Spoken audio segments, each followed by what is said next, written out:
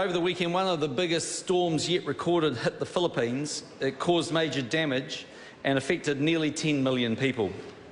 The scale of the disaster is staggering, and a full picture of the destruction and loss of life is still emerging. The images we are seeing out of the affected areas are deeply harrowing, and I know that all New Zealanders will be moved by them. The anguish within our large Filipino community reminds us how closely this disaster is felt here at home. At this stage, we know that more than 500,000 people have been displaced.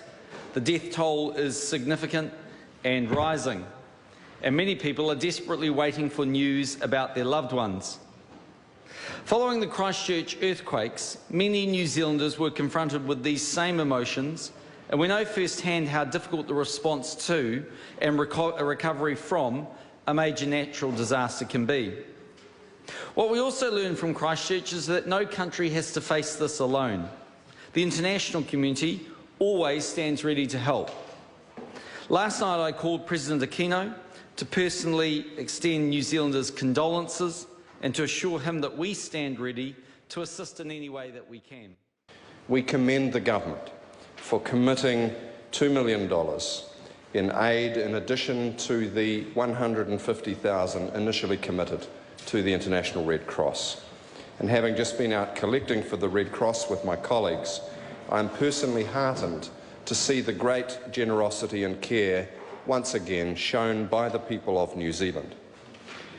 There will be a need to do more in the time ahead, and we offer our support to the government in any way that we can.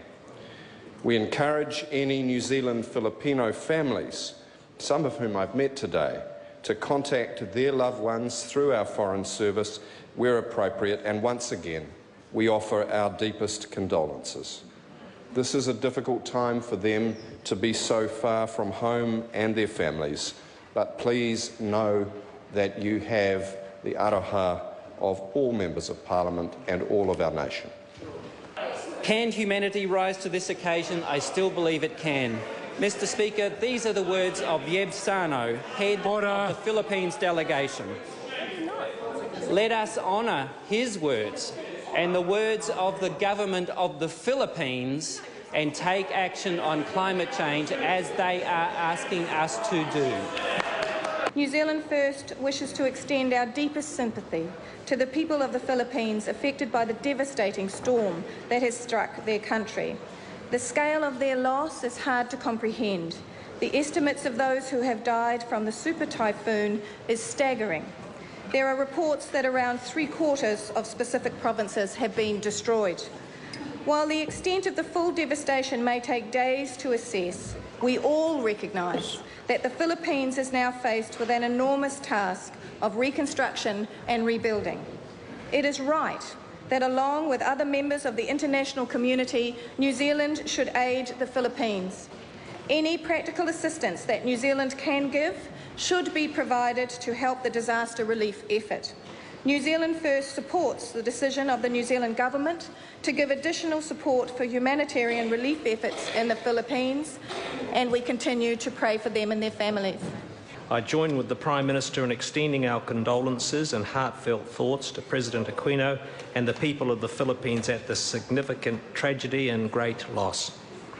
Also in our thoughts and prayers are the hard-working Filipino citizens and residents of New Zealand. They are good people with great values and much appreciated in this country. Despite the safety of distance, many will have lost family and friends. The awesome power of nature is matched only by the magnitude of the numbers. 10,000 lives lost and counting. 10 million people displaced and homeless. Tens of billions of dollars in property damage. Indeed, a very cruel twist of fate.